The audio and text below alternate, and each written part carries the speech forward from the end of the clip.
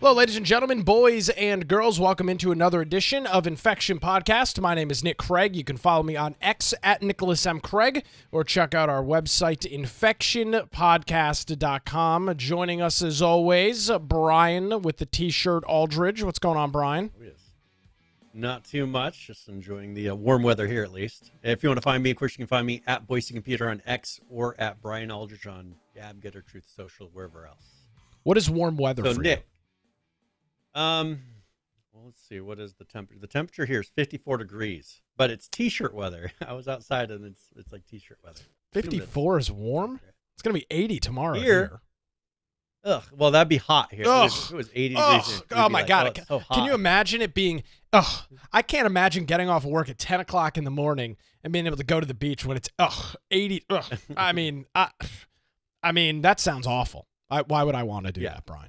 That sounds terrible. I mean, I understand that it's enjoyable, but here, this is I understand that it's enjoyable. Okay, well, I'm glad that you've got a basic understanding of what humans find to be enjoyable in terms of weather.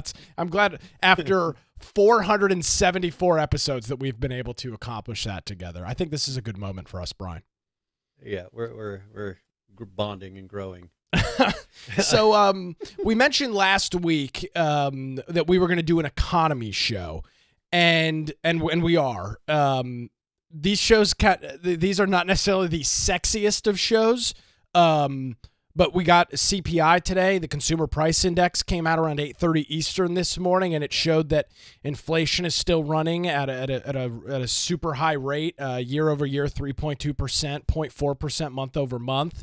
And the Federal Reserve meets the 19th and 20th of next week. And they will likely keep interest rates where they are right now because inflation is not going down. So to say all of that, Brian, the indication to me is that what we're talking about today, we'll probably be talking about in another 6 to 8 weeks because the economy is pretty much staying exactly where it is. It's pretty rough out there. Yeah. By the way, and this is some, yeah. But I went to the grocery store like an adult and picked up tacos. I bought flour tortillas. I bought beef. I bought shredded cheese, an onion, and a head of lettuce. It was $18. Yep. Yeah, $18. the prices of food. I mean, well, it was $6 for a pound of 97% or 93% lean ground beef. $6 freaking dollars. Yep. Yeah, we watch the prices of food pretty closely. I'm sure you do. You're feeding a farm. When we buy meat and things like that, we're sitting there trying to think of, what's the price per pound, and when we see a good price per pound, we sit there and we'll buy, a decent amount of things, and that's just the way it is now. And one thing that's interesting is, some of those things, doing research and kind of preparing for this episode, the economy, interest rates, all that plays into what we're seeing in the video game market. You wouldn't think that, the interest rates really play that much, but some of the things we'll show you in some of the articles discuss that. that all of this economy and what we're dealing with because of the good old Bidenomics that we love so much is causing tons of these super liberal companies to have to lay off their employees. It's like you'll walk off the edge of the cliff to make sure you support all those things and sacrifice all your employees without actually looking at the cause. And let me say this. Obviously, it's not good anytime anybody loses their job, and I'm not one of these people that is happy that people are losing their job. However, Brian, your actions have consequences, and if this is the camp, this is the team that you're on, and these are the policies of your team. While I'm not happy you're losing your job, I can't say that I'm distraught by it. I mean, it sucks, but I mean, what are you expecting? I mean, these are the direct results of your actions, and actions have consequences. There's repercussions for things that you do, and in the case of voting, there's I covered a story on my show this morning, completely unrelated. In Oakland, California, they have 5 Taco Bells. All 5 of them are no longer allowing indoor dining and are no longer taking cash as a form of payment because crime is so out of control. 2 weeks ago, a pickup truck drove through the front of this store. Somebody jumped out, put a chain around a safe, and drove it out of the store. Yep. These new laws. It's like an Al Pacino. Wasn't it the whole plot of Casino where they bust through the vault with the fake video? Robert De Niro and Joe Pesci and the whole gang. I mean, it's like a freaking movie, Brian. Yep. And this is kind of the new thing. One thing that's interesting that happened just this past week is if you look at Oregon, they recriminalized drugs. They decriminalized all hardcore drugs, thinking that it was going to solve problems, create less red tape and less need for police because they were trying to defund the police. They figured, well, if we make it all legal, then nobody will get in trouble for it. Then they found that their whole society in Oregon is falling apart. The right half of Oregon now wants to come here and join us in Idaho here, get away from the left half. And it's like, well, maybe we've done something wrong. Maybe this isn't quite. And so they've recriminalized their laws. Well, Trump loves to talk about law and order. Those things are important. The reason that Mexico is the way it is because they don't have true law and order. It's a narco state. The cartels and all the gangs and the criminals run that country, and now you have that. Where how dare you talk poorly about the Sinaloa drug cartel, Brian? How dare you? Using this platform. Our greatest ally, yes. And now we look at all these people that are supposedly coming here needing asylum. What are they escaping? Lawlessness. Well, they're escaping supposed lawlessness down here while we're trying to create lawlessness, thinking that it's going to make things better. It's just the insanity that we deal with. And now, you look at the economy and all these things are piling up, and we've got an election coming up. And, I figure at some point they're going to start trying to pad the numbers, but I think it's so bad that they can't fake it yet. They were trying to pretend that things were getting better, that just the cost of things were getting better, and that we can maybe lower interest rates. No, then they're like, there's no way. Everything's still really bad. And how are we going to change that? We need to stop printing money. We need to stop doing all these things. But that's not how the other side of the aisle thinks. That's not in their wheelhouse, if you want to say that. It's just, That's not a logical solution. For them, it's, well, if we just put more money towards this, or if we just put more money towards that, or if we just did this. Sometimes not doing something and cutting the budget and trimming is the solution. But it's not. I've not seen anybody on certain sides of the aisle even mention that as a possibility, because that's how you lower interest rates. Get it to where the value of money is better. Start recovering our economy a little bit. And absolutely. And when we have 4 years or coming up on 4 years of just total, let's throw money out, print as much as possible and throw as much money out the door as we can. Now you see what it does to business. It does this to these industries. If you truly like video games, look at your politics and how it's affecting video games. Mm-hmm. Because these are not super conservative news sources that we're going to be getting some of these topics from. Definitely. They're Kotaku and The Verge and all these type of companies are not right-wing talking heads. These are incredibly left-wing, and they've had to say some things that don't. I think they're just not looking at thinking it's them.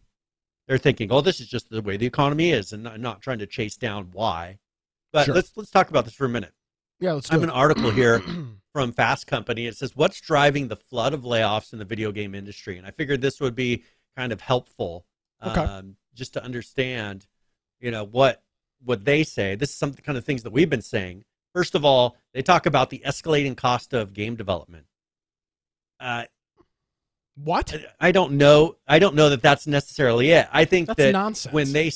when they say the escalating cost of video game development, I think that that's more of the crazy hiring that they were doing during COVID and paying way higher salaries to get people and build their company portfolios of people really big. Yeah, that caused an escalating cost of development. That's mismanagement. That's not properly watching your bottom line. It's not that making video games has become more expensive. It's always been expensive to make video games, licensing costs, people, all the related things that go along with it.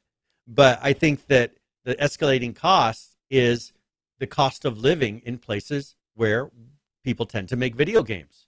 So then you have to match those salaries. The amount of salaries that they're pitching out to make video games is a huge hindrance. It causes a huge amount of strain on a company because they have a certain amount going out the door guaranteed that they're not going to see a return on until they put a product out. Now, here's where this plays into it. Interest rate spike. A sudden increase in the interest rates, during a certain period of time caused it to where for them to be able to maintain that workforce, they can't just borrow money because money's too expensive right now to borrow to keep people employed. Like you have to have actual money in the bank because who's going to be paying 7, 8, 9, 10% interest on money that you're borrowing just to keep your employees hired until you can turn around and release a product and start making actual money. Or you have to get investors, whatever you have to do. But money is not cheap right now, I guess is is the real bottom line of it. Money's not cheap. And that is hurting these companies. But, what's the cause of that? That's why they don't talk about the causes as much. But you as a person, go look at and research for yourself. Why are the interest rates so high? I mean, that's a totally legitimate question. What has caused this? And go do some research. And you know what? I bet a few people would be red-pilled just going and trying to search and figure out why. Sure. And so, yeah. So here we got, we'll go over some of the companies that we're seeing. But this is a pretty interesting article. I encourage people, if you want to read the whole thing, they kind of break down some things happening in the industry. A few of the layoffs just in January, like Unity with their 1,800 people, Microsoft with 1,900 people, just some big layoffs in an industry that you would think in a time like this would be doing really well. Yeah. Now, before you get any further, and we've got a whole list of things we'll go through here. Mm-hmm. Before you get into that, I want to point to a website that we have. It's called videogamelayoffs.com. That's the name of the website. And they do a good job of trying to keep track of this. Brian, take a look at this.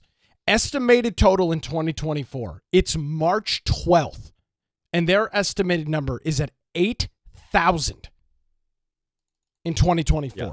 8,000. We're not even 3 full months 2.5 months through the almost. Year. Yeah, almost 2.5 months in. Yeah, and it's already at 8,000. We turn this back to 2023. The number was over 10,500 through for the whole year. For the whole year. Yeah. So, I mean, this is the reason we're talking about this so frequently is because there's been 8,000 people laid off in essentially in less than 90 days. Yep. So yeah, and that's something that people need to be awake. And we've kind of pivoted, in our show to talk more politics because we have found that politics have a huge impact on video games. But I would argue we're not even talking politics. I would argue we're talking about it's now obviously we open with a little bit of political stuff, but it's more of just kind of the behind the scenes things that affect the industry that I would say, Brian, I'll speak for the politics behind the scenes of things happening affect the industry. Absolutely. And it's not something they're doing directly or in an obvious way, but you have to actually keep your eyes open to see how much politics are actually affecting this whole industry. One thing I wanted to mention here really quick is I saw a number for, let's see, where was this? Embracer. Embracer canceled. Yeah, Embracer Group canceled 29 games between July and December of last year. How 29 many? games that were 29 games they canceled that they had in production. 29 games. 29 just from that one group, one company, that has subsidiaries underneath them. But this is something these are 29 games that you would have seen that you're not going to not, let alone the number of people that lost their jobs that are having to now go in this market, go find another job. This is huge. I mean, that's 29 games that you're never going to see from major studios, because they don't have these indie studios necessarily under them. Embracer Group bought a lot of fairly well-known studios, and so this is what the economy is doing to it. So I just think that that's a perfect example of, if you love video games, you have to think politics a little bit, because look at how much politics affects what you actually receive. It affects it heavily. The Embracer Group CEO said that layoffs were something that everyone needs to get through, because for them, the bottom line is surviving. They're in survival mode. Their bottom line was too high. They couldn't continue. Pumped with free money. Yeah, and they couldn't continue at this rate and keep Embracer Group open, which would have caused for many more companies bigger issues. They picked and chose their probably weakest products, and ones maybe that were costing them the most money for the least amount of possible return, and offloaded those. And if they wouldn't have done that, it would have affected all of them.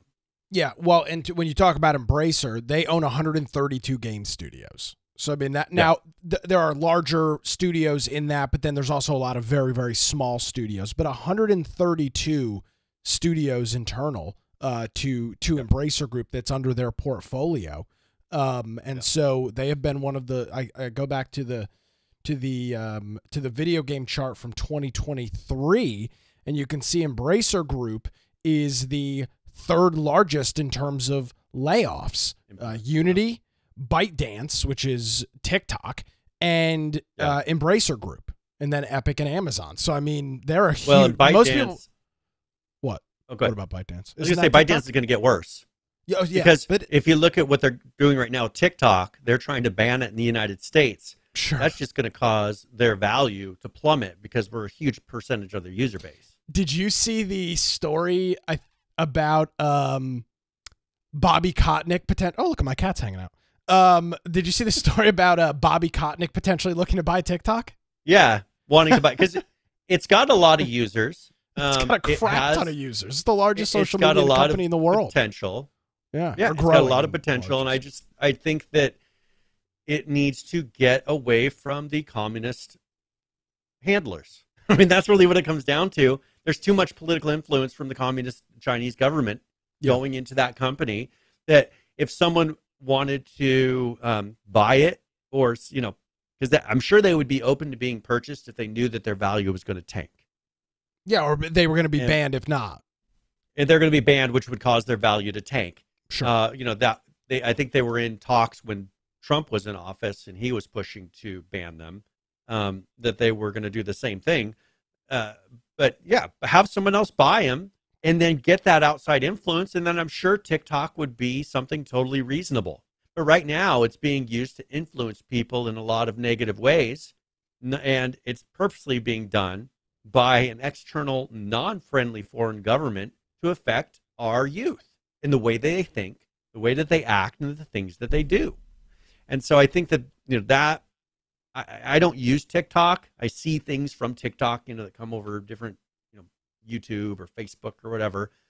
But there's a lot of negative things and a lot of negative mindsets that are affecting kids today. Not that you want to ban everything that could possibly be negative in any way. Sure. But I think there's a lot of subversive things happening on TikTok that we don't need to allow that influence here in our country. If we're going to do it, have it be an American company that we can hold responsible.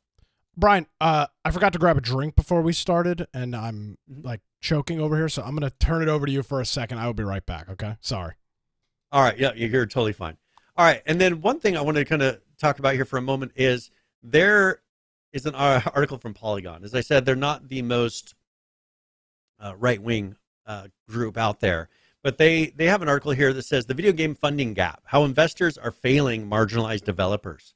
This is what they view the funding gap and the cost of money was what I was talking about. But for them, they look at it and they think that all of this is somehow hurting marginalized developers. It's hurting every developer. It doesn't need, they talk about equality and equity and all these things. This is not something that is only affecting one group of people. We cover over these various weeks the mass number of people that are being affected by these layoffs. It shouldn't be that you're looking and saying, oh, well, there's disparity in this group or that group. I don't see that. I don't see, it may be that the free money is not there that would fund these marginalized groups in ways that maybe they don't even deserve. I mean, just because you're a marginalized group doesn't mean that your product, I think that everybody should be funded and supported by their merits, by what they actually bring to the table. And if you're somebody who's a marginalized group and you have a product that is a good product, then you'll get funding. But to pick and choose, and you look at what happened with the Supreme Court and the schools, and when they said, you know what, you can't be pretty much being racist against all these people coming into the school and supporting only marginalized groups, I don't see that. And so, Kotak or Polygon, is definitely going the total left view of this whole issue. Can I read? I just want to read from this. I'm not going to read through the whole article because it's laborious.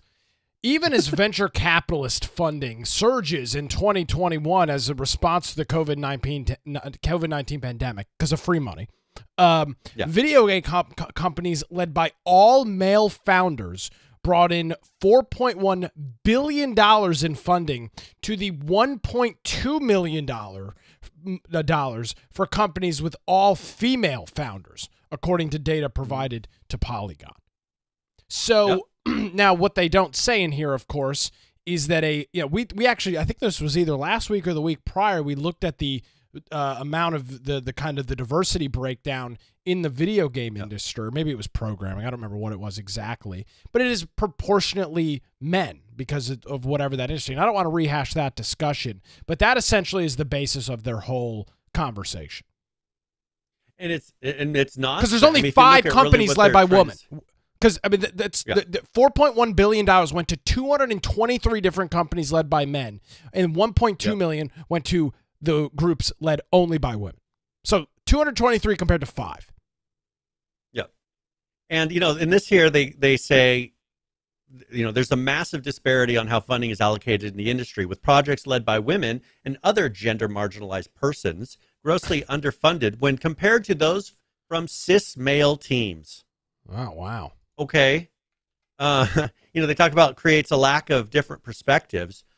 You want to know where I don't feel open and free giving a varied and different perspective is in groups like this, where if I say an opinion that doesn't totally align with what they say, I'm not allowed to speak. That's the definition of creating a lack of different perspectives. If I don't have your perspective, I can't speak. That's what they promote. But they just want it to where their perspective is being said, and that creates the diversity that they're looking for when it's only their perspective. That's the beauty of all this. Mm-hmm. Exactly. What Zero Hedge put out an article, and they said leftist consulting firms exposed as hidden hand behind the wokeification of video games. I read this. I read this story unrelated to the show. Yeah. What did you think? I mean, did you agree? Is this article? Oh, yeah, it is in our notes. I want to make sure that I don't know. I didn't read it from Zero Hedge, but are they specifically talking about what's the name of do they name the company in this? Sweet Baby Inc. That's like Sweet Baby Inc. Yeah. Yes. So I read about this, and I kind of have an interesting opinion on this. So okay, this is. Brian, you might be questioning who you're doing your show with after this comment. This company called Sweet Baby Inc. Is a consulting firm that large studios hire, and they have them as a consultant. Now, I will say, I don't think there's inherently an issue with a company coming in, a third party a third party with a new set of eyes, they're not neutral, but a neutral party coming into a studio and saying, hey, do you have this in mind?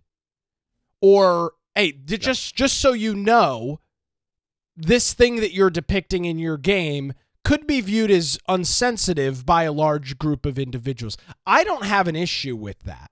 The problem I have is that it seems like what might be happening is through this Sweet Baby Inc. company that there's a little bit of extortion maybe going on where they find and nitpick everything and then say, well, you got to change all these. You have to change all these things. And if you don't, we're going to have our friends over at Kotaku or IGN or wherever the hell bash you. Yeah. Bash your game and destroy it. And so that's where I have the issue. There is absolutely something to having, and because when you're in the thick of development, you might not be looking at those things as critically because you're so laser focused on various elements. So having a third party come in and saying, hey, just so you know, in every single scene of your game where there is some sort of mischief taking place, all of the people look like this, or all of the people have this characteristic or this trait. I don't have an issue with that at all, but I have a feeling it then turns into extortion, which is obviously not cool. Mm-hmm. And here they say this, the spread of DEI, which is diversity, equity, and inclusion, and the reason why such consulting firms have any market whatsoever is due exclusively to the global ESG loan scheme. Yes. Which has been well documented. And that's the thing is there's money in these. Environmental social governance. That's what ESG stands for. Yeah, and this is something that, because if you can say, well, we have a diverse representation, you'll qualify for a bunch of funding. You'll get funding you wouldn't have gone. Yeah, you're likely to get better. You could get better rates. There's banks that will only lend to you based on certain. Now, the big banks have said that they've walked that back, but they're all part of this UN global ESG thing. So on one hand, they're saying they're not doing that, but then they're part of a group with the UN that is. So I don't really know. I tend to not believe them when they say we're not doing this. Call me skeptical and crazy if you must. So yeah, I thought this was kind of an interesting little piece over at Zero Hedge, and it's kind of I go to Zero Hedge multiple times a day because there's a lot of good stuff on there. When I saw there was a video game story on there this morning, when I checked it, I was like, oh wow, look at that, bleeding over into Zero Hedge. Now you know you've made it. Well, and this is something that if you look at the comments of this article, I was very surprised because usually, let's say something's at Polygon, Kotaku, the usual crazies, you'll go to the comments and then you'll have somebody who's just totally super left wing. And I don't know, Zero Hedge is more of investments, right? Zero Hedge is they lean. They're more of a right wing. They are they're not right wing, but they very much lean to the right. Absolutely. They're no not question about that. Yeah, they're not left. Okay, so here no left wing groups are going to Zero Hedge for their Zero Hedge for their promise you that information. Yeah, because here it says the entire woke agenda has pushed neutral people such as myself, who tended to be somewhat live and let live hard in the other direction. It says in a post woke world now, everybody has had enough. Years of commies getting in our faces will make it a pleasure to give them their comeuppance. I mean, this is kind of the opposite of what you usually see in the comments section. I was just kind of surprised. Yeah. But, and this is, so that's kind of a groundwork for what we're seeing, right? We're wondering about why so many of these layoffs are happening. Let's go over some of the companies that we're seeing right now. PlayStation-backed Deviation Games. So that's one of PlayStation Studios. They just closed here in the last week or two. I think it was past week. And so obviously PlayStation's not doing great. They're right around where the rest of the industry is. We also have Eggnut is another company that ceased operations. They did that Tales Noir prologue. Tales Noir. They're kind of a medium-sized studio, medium to small. EA cut 5% of their workforce. They shut down Ridgeline Games, which is one of their studios. Some of those employees from Ridgeline are going to go to Ripple Effect.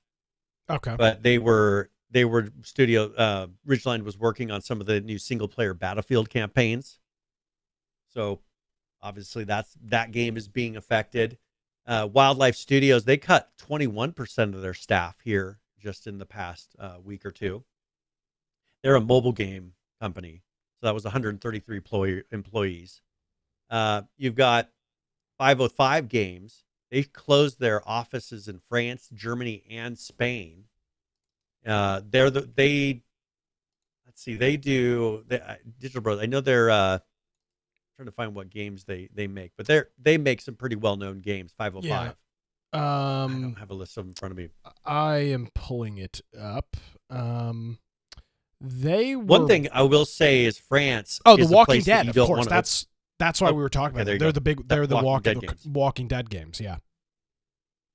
That's one where, like for instance, France, it's really hard to run a business there because you can't fire people. Yes. The way that their things work is they don't want to hire young people because you can never fire them. And if they don't want to do the worst job or not bother showing up and do all these things, you can't legitimately fire anybody. It's illegal to fire people in France. And so, that's one of those places that if you're going to close, the more liberal places are where they're closing. And I'll note this. Games, out of the parent company of 505, Digital Bros, as you noted, back in November of 2023, they laid off 30% of their global workforce, which was about 130 employees at the time. Yep. So Taurus Games, they've laid off a team and gone on hiatus. So they're not officially closing their studio, but they're saying for now we're stopping all work to where maybe we will see after this year how the rest of this year plays out. Do you know what that means? Whether Trump is elected is what I read into that. Well, here's the thing though. You say that jokingly. Unfortunately, Brian, I read this statement from Bill McIntosh, no relation, I'm sure, to the Macintosh computer. Yeah. And, make a final decision depending on how the rest of the year plays out. To me, I read that as they're gonna close because they won't make it until the end of the year. And let's be perfectly honest about it. You get a new president elected in November. They're sworn in January. You're going to have 6 months before you start seeing improvements. Maybe probably. It could be a year. I mean, you don't turn the ship of the economy in the matter of days. So when I read that quote from the founder, they're gonna close. I mean, unless something magical happens, which I don't predict that it will, they probably won't be able to hang on. We're not even 3 months into the year. Yep. And it's already this bad. Mass layoffs. Yeah. Almost caught up to last year, the whole year. Yeah, seriously. Another one, Spearhead Games, they laid off a majority of their staff. They make Unforetold, which is an RPG sandbox. You've got Sony, they laid off 900 employees. And I have the source if people want to go read their statement about it. PlayStation London Studios is closing as well. Yeah, and so PlayStation is being hit hard.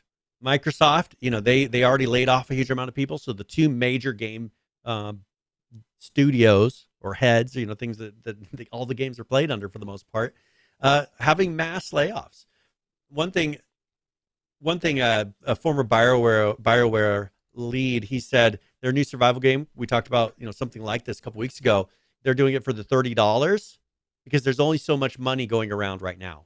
And so they're having to be super competitive, and they're lowering the cost of what is to buy their games, just hoping that they'll get people to be willing to separate from $30. Very different place than where we were 4 years ago. But then you look on the flip side of this, and BioWare says that the game is $30 because of that. But then you've got other companies that not only have said, but are making their new AAA titles instead of $59.99, they're $69.99. So they're $70. So you've got this now certain wide titles gambit. can do that. but They your can. average You're title right. can't. And that's where people are getting super picky. You know, for us, we have a new house and the interest rates are super high and we have a lot of money going out every month just towards interest. And so I'm sure that we're not the only people in that boat. There's plenty of people that are sitting and looking at the cost of living right now, the cost of groceries, the cost of your mortgage if you had to move in the last year, the cost of all these different things, and they're looking at $70 and saying, that's gonna be tight.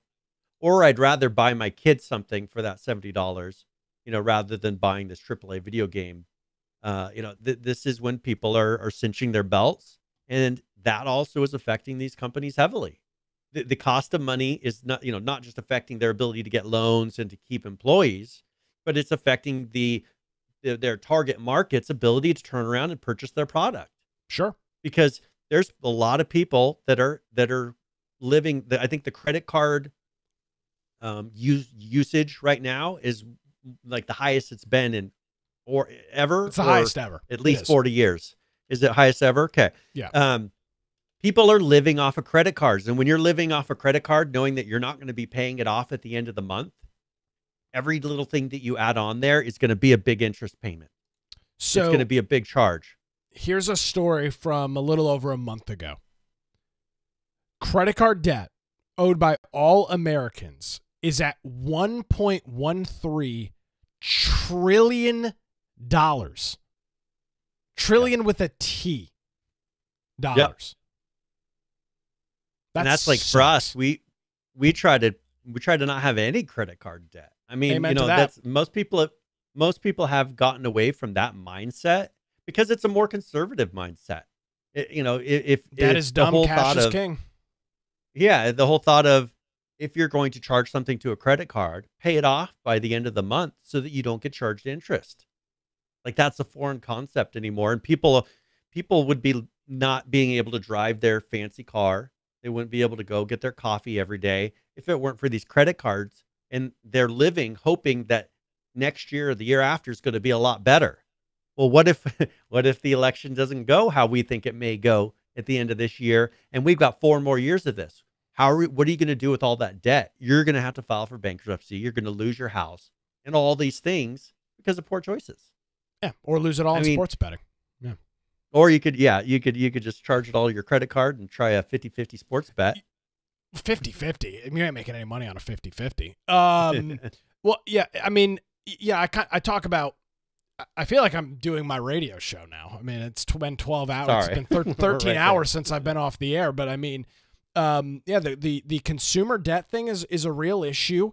And unfortunately, when we talk about these layoffs, Brian, to kind of put some humility in it, a lot of the people that, and it's not specifically the video game industry, it's seemingly every single American, when they lose these jobs, they're screwed because they're part of the $1.13 trillion worth of individuals that have credit card debt. So there's just nothing left. Yep.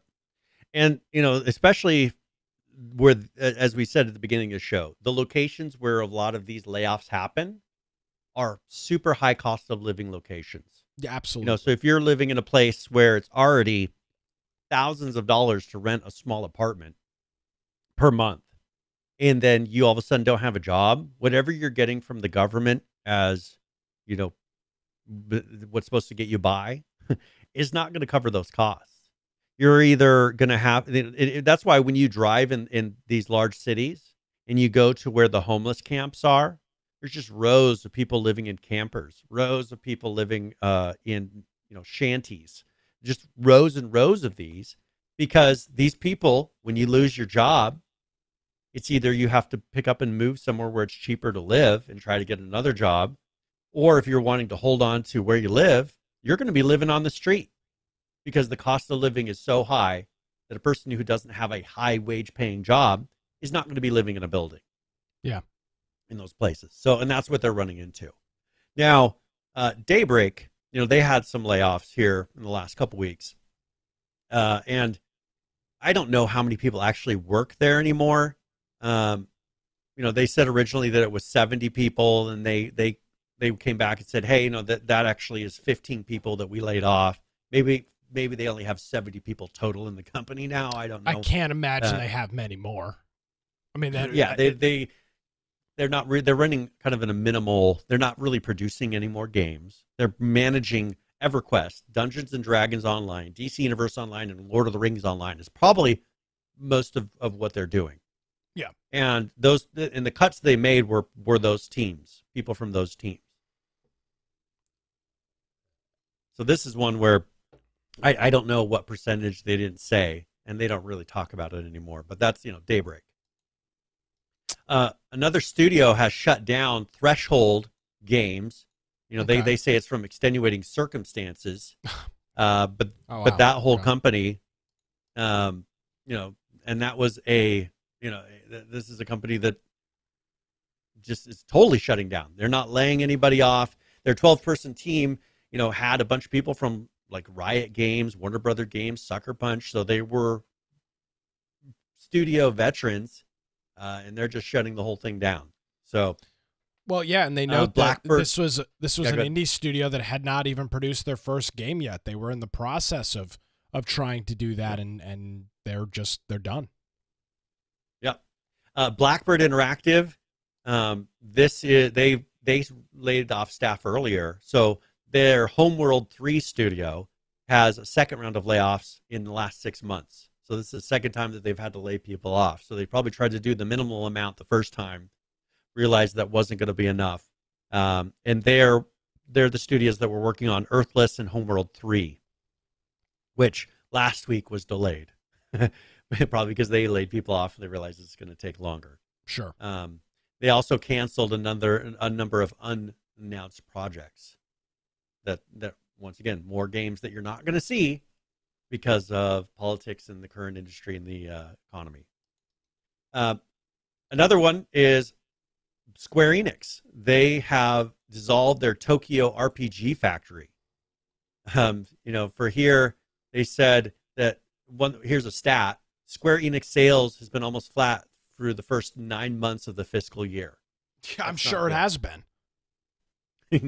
I think that's the industry is for the most part, other than there's a few, Pow World and some random ones that have done well.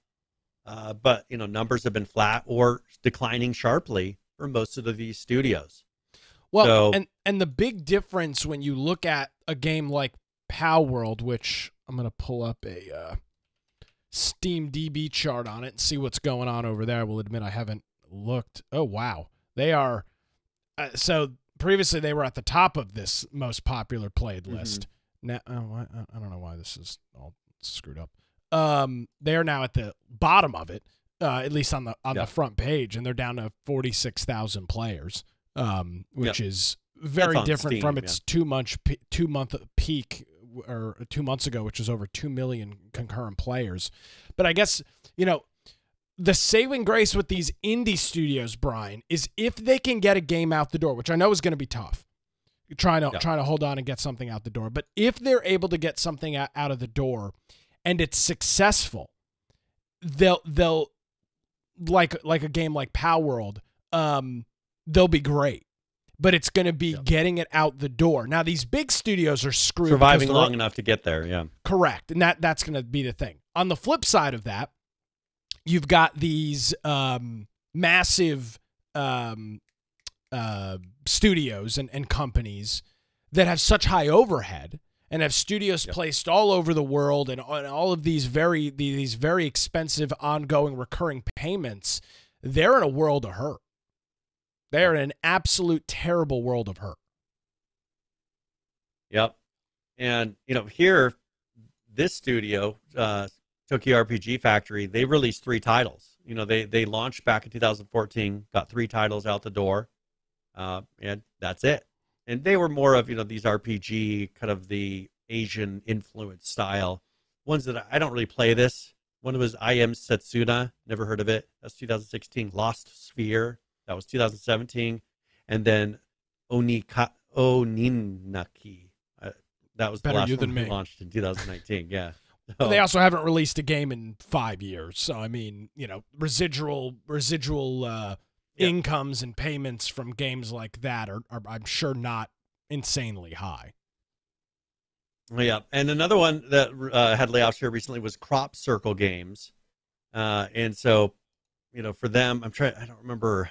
I've heard their studio before. I don't remember what games they put out, but they've got a lot of people now that are on LinkedIn and places like that saying they're open to work, trying to form more jobs. And this is a bad time if you're a game industry veteran. This is a bad time to turn around and try to find another game when almost every studio in the whole industry is laying people off. Now listen where to are you this. supposed to go? So this was founded back in 2020 by ArenaNet co-founder Jeff Strain. They had $25 million worth of investment pumped into the company. Their projects were really never elaborated on, and nothing happened. $25 million essentially flushed down the toilet. Yeah, wasted. Gone. Because there's no product. Yep. One thing here, GameSpot, they laid off. This is something we're getting back here about a month or so now. I think this was January 31st. So, they laid off a portion of their staff, and this is everything related to the video game industry. Is going to be affected because if these studios aren't making money, they're not going to be advertising. They're not going to be sending you demo product. Especially if they're worried about their product even getting out the door, they're not going to send it to a place to review to then say, hey, we don't like it, and then possibly negatively affect their product. And we've seen that with AI. That's affecting a lot of these companies that try to produce these articles, because most of them now are just using AI to write the articles. And we saw, it was 6 months ago, we covered some of these websites that do news, how they pretty much laid off most of their staff, and then they have one person who manages the AI and pretties up the articles for production. Prove some and that's where we're at now. And when you saw what happened with the what was that recent one, the AI that was putting out the super liberal Gemini, Google's Gemini? Gemini, yeah, Google Gemini. When you're influencing your AI like that, that is guaranteeing that all those articles are going to come out with bias. Probably the best thing that they could have done if they were going to use AI to write their articles was get the least biased article that they could, so that you'd bring back both sides of the political spectrum to your site. Just say, hey, we're trying to get rid of all the politics in our site, and we're going to have a more middle of the line, non-biased view. That AI is the way to do that. If you could get a unbiased source for that. Of course, some of the sources they're pulling from are years and years of bias in the people writing of them. So there will still be some, but they're purposely programming it in there, so you're guaranteeing what comes out is going to be just a big pile. Yeah, honestly, it's going to be worthless. Oh, absolutely. And I think we talked about this a couple of weeks ago. Vice News is the greatest example of this. They went so far down the rabbit hole, and they blew it. They just went so far down the rabbit hole.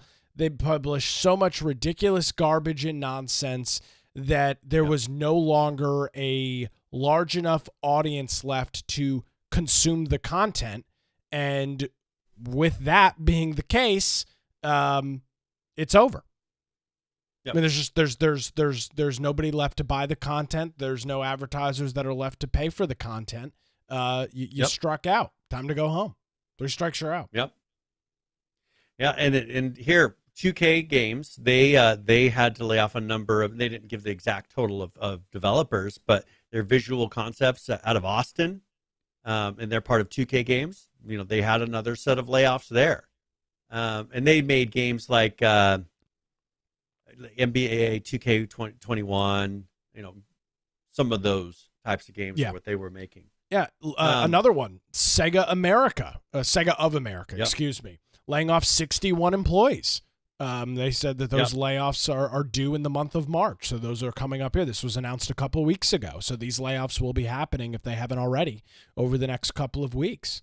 As big of a name as you can California. get with Sega. I mean, can you name there's not many larger groups and studios than Sega. And they're dealing with it as well. Another one is Nimble Giant Entertainment. They let 28 people go. They make games like Star Trek Infinite, and they're another Embracer-owned studio. So another one of those being affected. Nexon Warhaven, they're shutting down that whole game. Sales on the game's Battle Pass were suspended, and they're just giving up totally and closing their whole product. So probably because if they're not bringing in enough.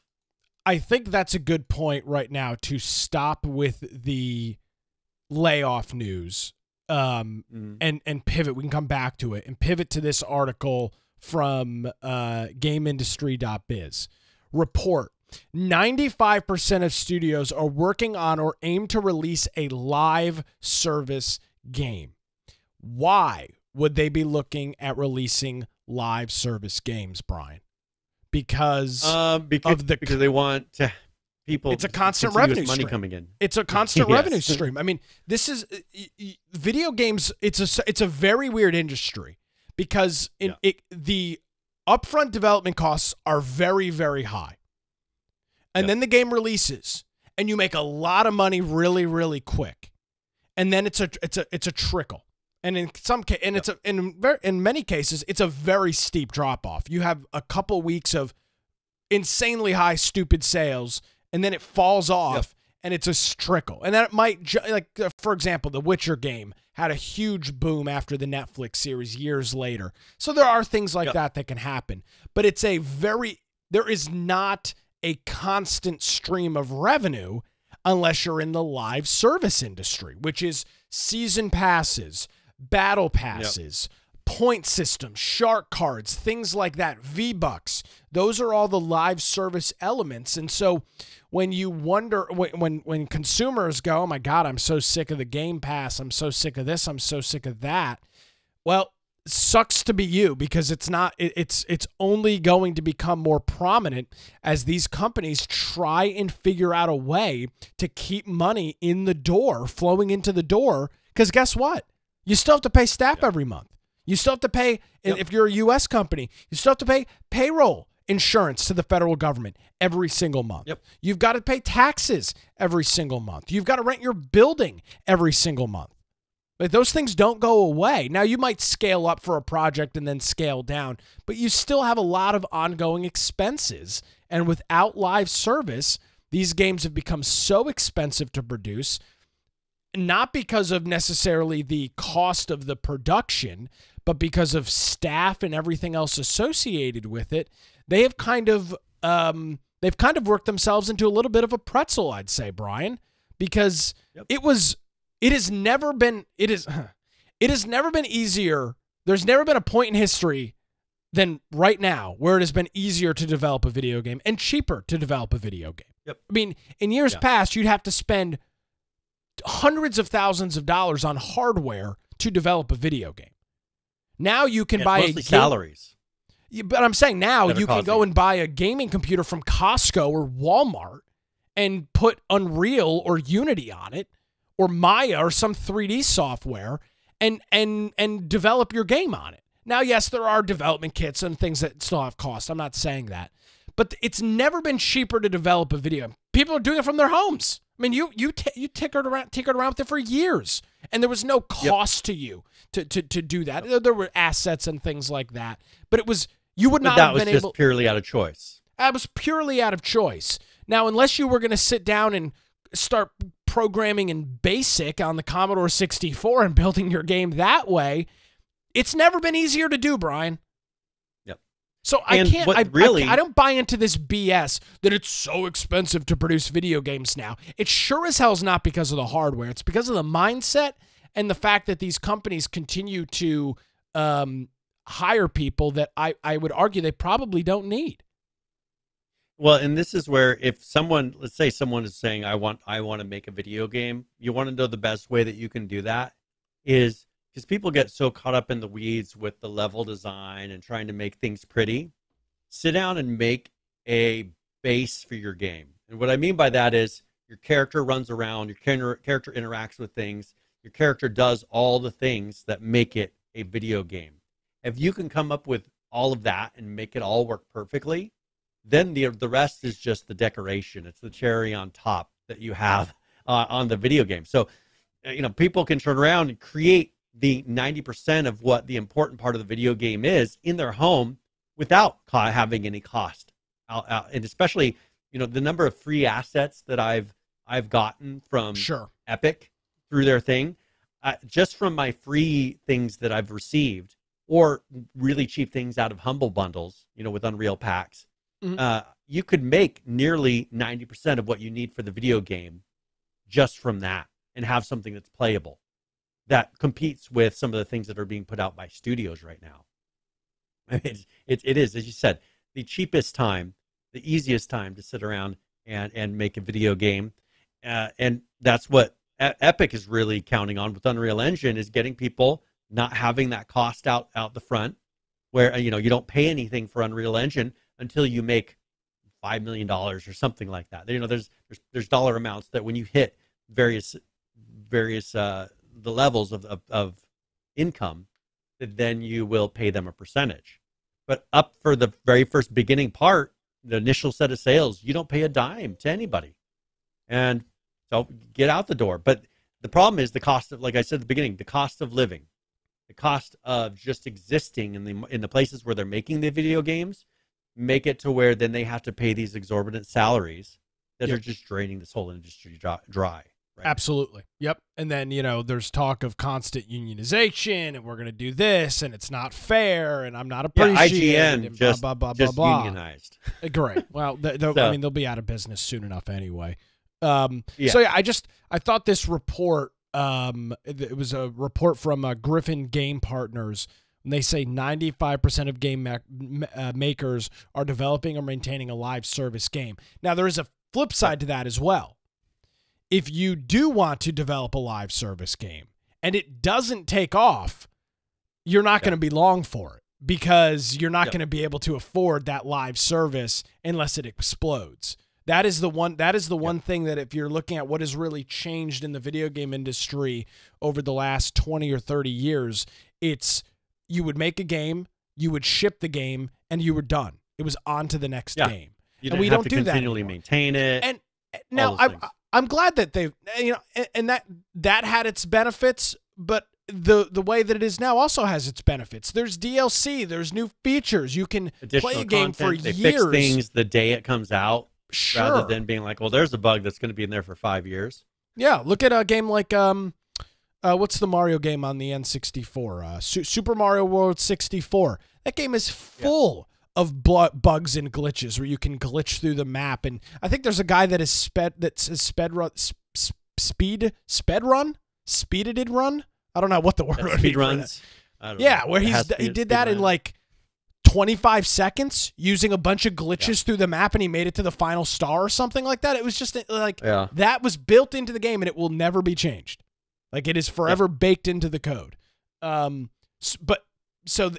It's kind of Occam's razor. It cuts both ways depending on kind of how you're looking at it.